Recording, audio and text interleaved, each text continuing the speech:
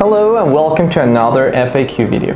On today's episode we will solve the question: what to do if my gimbal starts to move randomly? There are several scenarios that could lead to this phenomenon to occur. Let's discuss them one by one. If we encounter this situation, it might be due to a signal interference, either from the antenna, from the drone, or the power supply. They might be interfering with the gimbal's motor and couplers. First, let's check the antenna.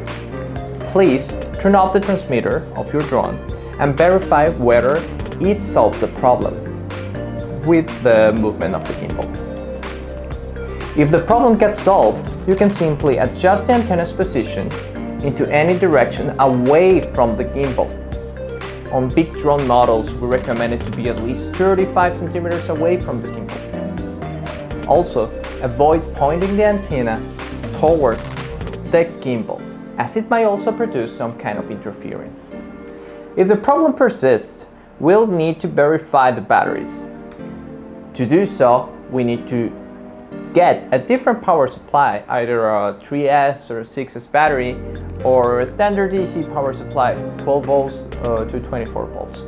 Then, plug the gimbal and test it. If this fixes the issue, it means that your old power supply is not working correctly.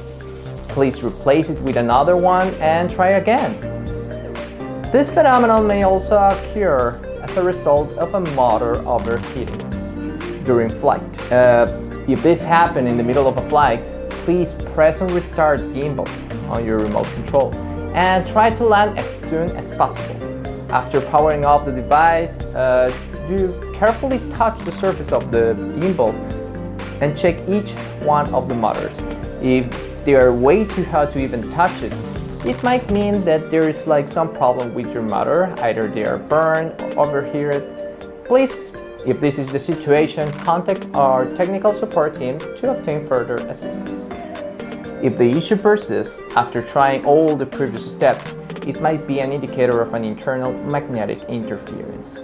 To make sure this is the reason, please open ViewLink and plug your gimbal.